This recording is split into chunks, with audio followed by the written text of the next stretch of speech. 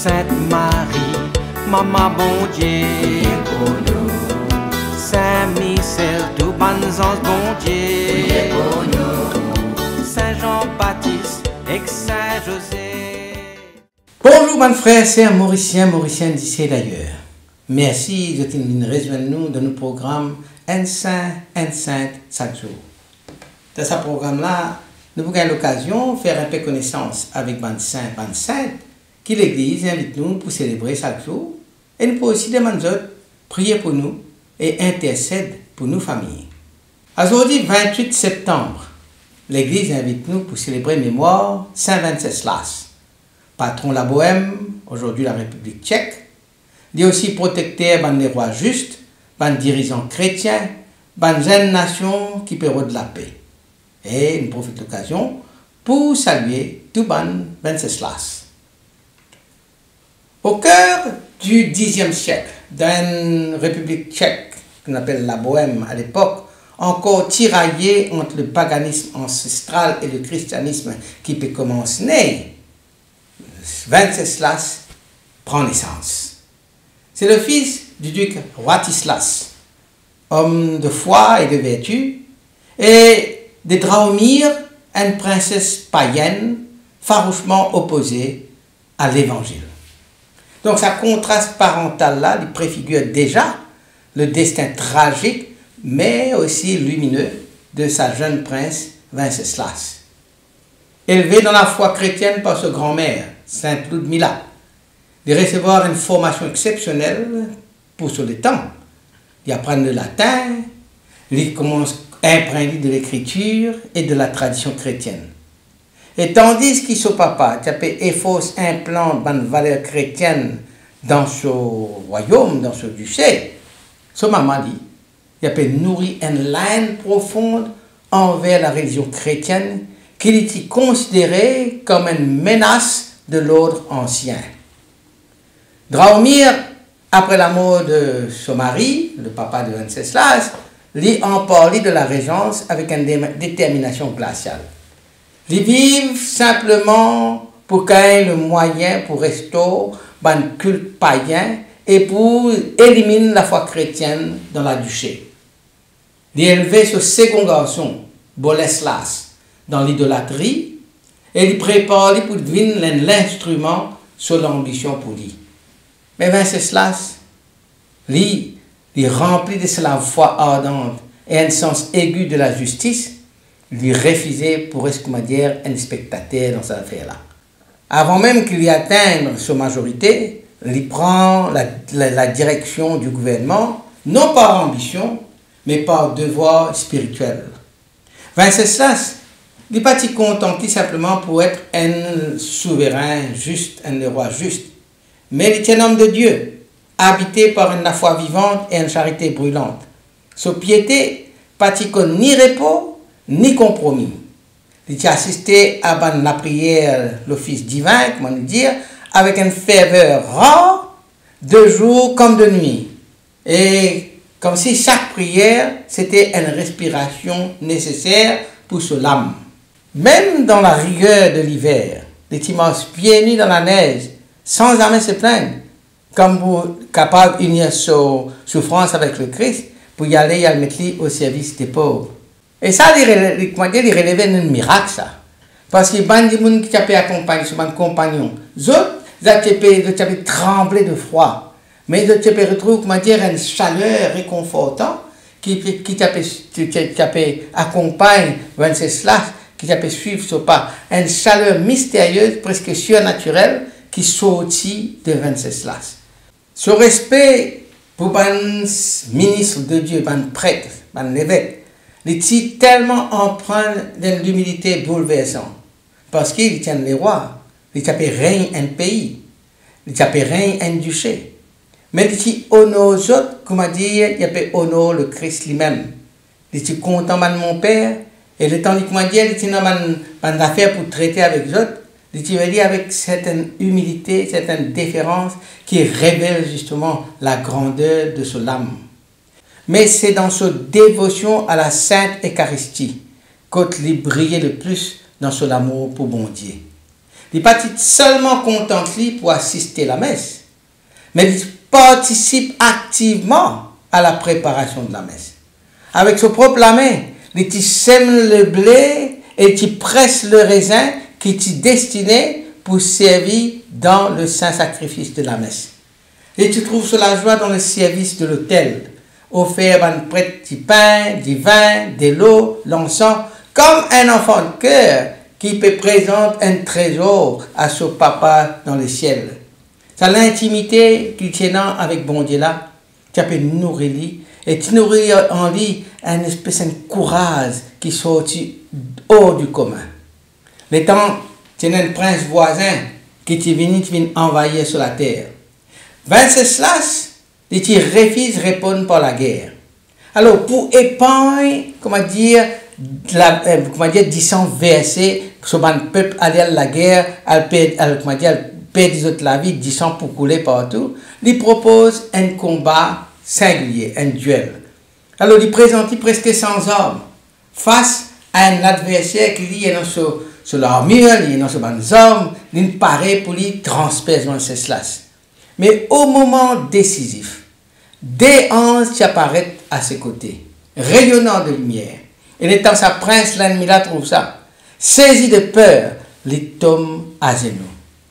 Sa prince là, bouleversé par sa vision céleste là, il demande pardon à Saint Venceslas et il reconnaît en Saint Venceslas un élu de Dieu.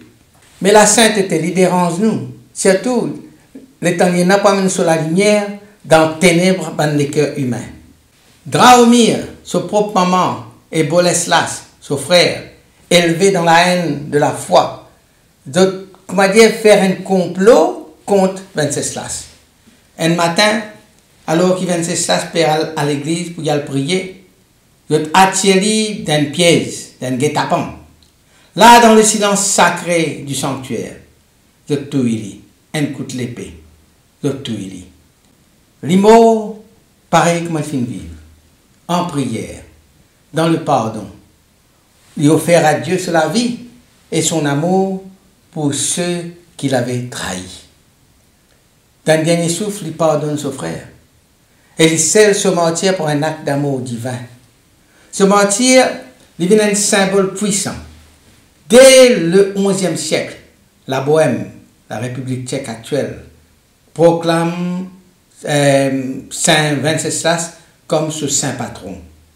Et aujourd'hui encore, Saint Venceslas il reste une figure lumineuse dans la royauté chrétienne.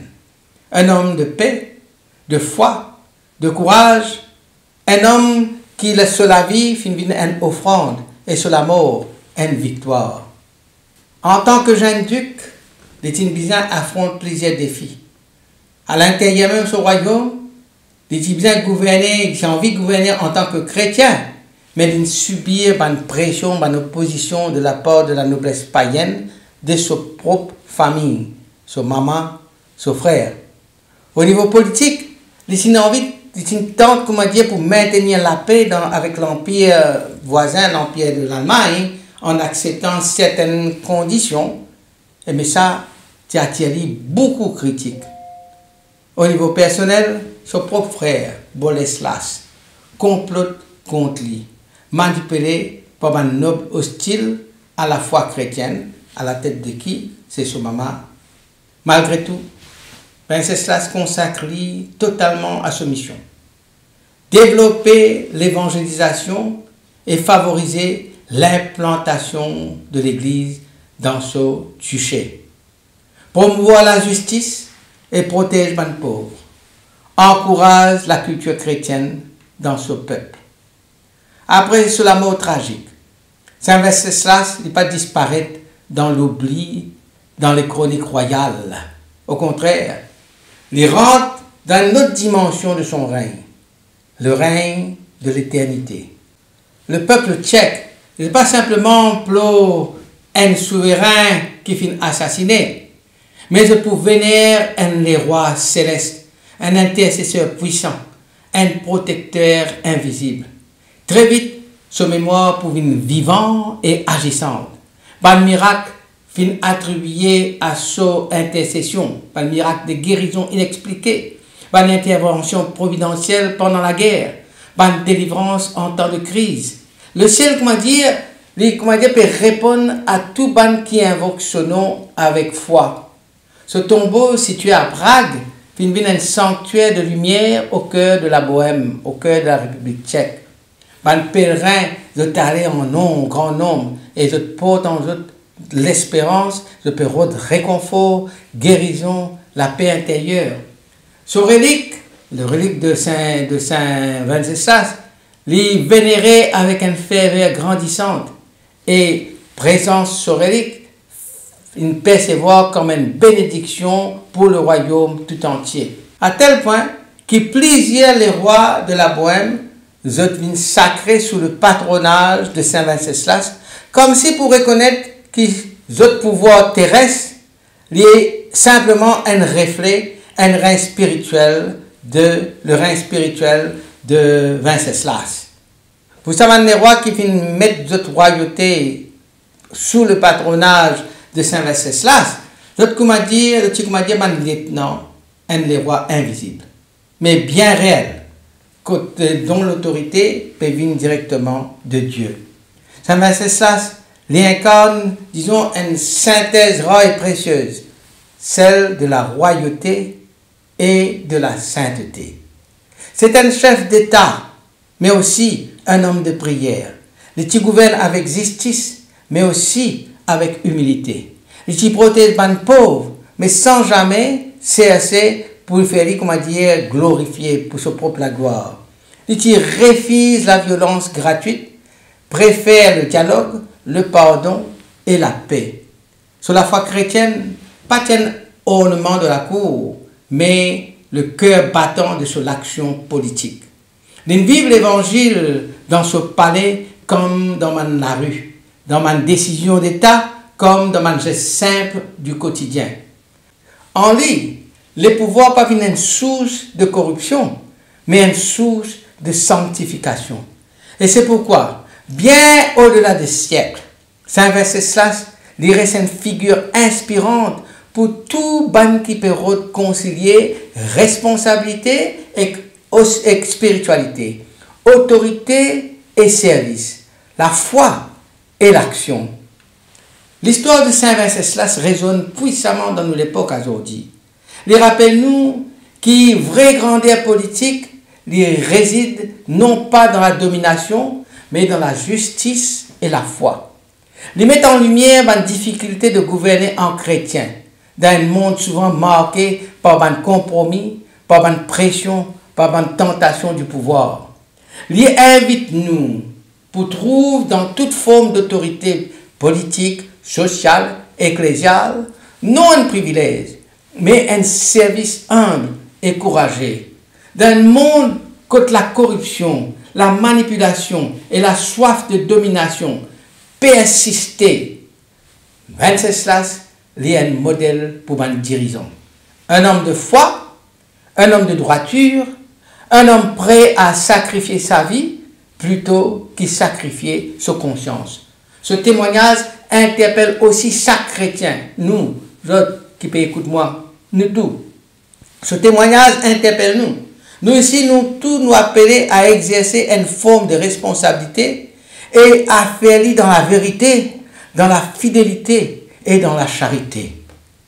Alors, à nous prier. Saint Venceslas, toi qui gouvernes avec justice, toi qui contente au peuple avec tendresse, toi qui servir bon Dieu avec la foi brûlante, intercède pour nous auprès des rois des rois. Tu sèmes le blé pour l'Eucharistie, tu presse le vin pour le sacrifice, tu offert de la vie dans la prière et le pardon. Fais-nous une bonne serviteur humble et fidèle, nous Seigneur Jésus. Toi qui viens mort, pieds nus dans la neige, et qui viens réchauffer les cœurs, tout au bon compagnon, les cœurs engourdis, les cœurs indifférents. Toi qui viens consoler les pauvres et les captifs, Apprends-nous pour trouver dans le Christ, dans chaque visage qu'il nous rencontrait, l'on nous s'y met. Saint Venceslas, protecteur de la bohème et lumière dans la nuit, donne-nous le courage de la paix, la force du pardon, la joie pour vivre l'Évangile au cœur de notre monde d'aujourd'hui. Par ton intercession, fais qui nous ban dirigeants, inspirés par la justice, qui nous ban famille, unis dans la foi, et qui nous l'Église, les rayonne la sainteté. Saint Venceslas, Roi éternel, priez pour nous. Amen. Qui bon Dieu bénisse et toujours bonne proche. Qui sur l'esprit habite toujours dans eux. Qui nous protège toujours et partout. Au nom du Père et du Fils et du Saint-Esprit. Amen.